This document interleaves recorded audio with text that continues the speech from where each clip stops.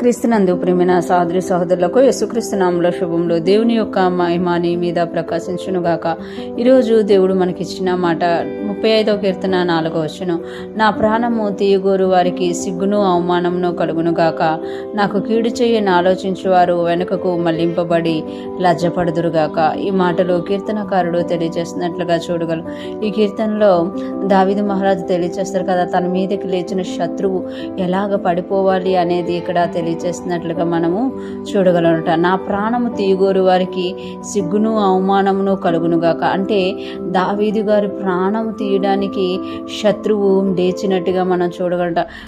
మన బైబిల్ గ్రంథంలో చూస్తే కొన్నిసార్లు సౌలు తనకు విరోధంగా లేచినట్టు తరిమినట్టు మనం చూడగలమట.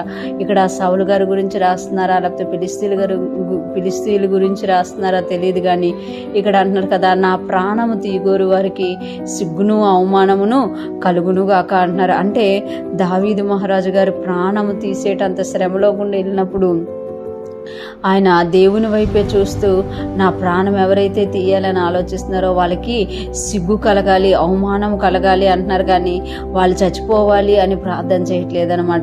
ఇక్కడ చూస్తే నా ప్రాణం తీయాలనుకున్న వారు ప్రాణం తీయు ప్రభు అనట్లేదు. వాళ్ళకి నన్ను అందకుండా నన్ను హెచ్చించు, వాళ్ళకి సిగ్గు అవమానం కలిగేటట్టు చెయ్యు అని ఇక్కడ దావీదు మహారాజు గారు తెలియజేస్తున్నారు. అంతేకాకుండా కింద భాగంలో చూస్తే నాకు కీడు చేయని ఆలోచించు వారు వెనుకకు మళ్లింపబడి లజ్జపడుదురుగాక.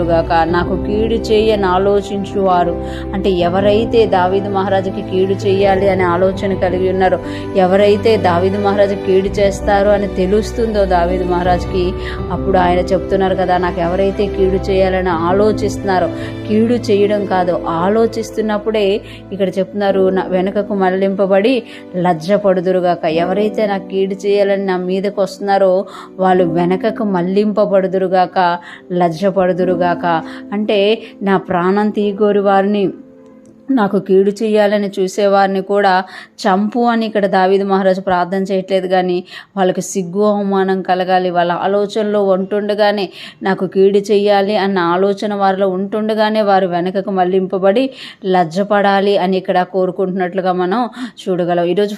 ఈరోజు ఫ్రెష్ మనం వింటున్న ప్రతి ఒక్కరూ కూడా దావీదు గారిలాగే మనము ప్రార్థించే వారిగా ఉండాలి. మనకు విరోధంగా లేస్తున్న ప్రతి మనుషుల్ని, మనకు విరోధంగా ఉన్న ప్రతి దాన్ని మనము అది లజ్జపడేటట్టు, ఆ శత్రువు సిగ్గుపడేటట్టు మనము హెచ్చింపబడాలని ప్రార్థించాలి. ఏ పరిస్థితి గుండా నువ్వు వెళ్తున్నా ఆ పరిస్థితిలో దేవుని యొక్క సన్నిధిని మనము ఆశ్రయించాలి. అంతేకాకుండా మనుషులు మనకు విరోధంగా లేస్తున్నప్పుడు మనము వారు చనిపోవాలి అని కాకుండా వారు సిగ్గుపడాలి, వెనకకు మళ్లింపబడాలి, లజ్జపడాలి, అట్లాగా నన్ను హెచ్చించు అని మనము ప్రార్థించేవారిగా ఉండాలి. దావీదు మహారాజు చేసిన ప్రార్థన ఆలకించి దావీదు మహారాజుకి సహాయం చేసిన దేవుడు ఈరోజు ఎవరైతే తమ పరిస్థితులను బట్టి దేవుని సన్నిధిని వెతుకుతున్నారో, ప్రార్థిస్తున్నారో, వారి జీవితాల్లో కూడా దేవుడు కార్యము చేసి వారి శత్రువులను వెనకకు మళ్లింపచేసి దేవుడు మిమ్మల్ని హెచ్చించునుగాక.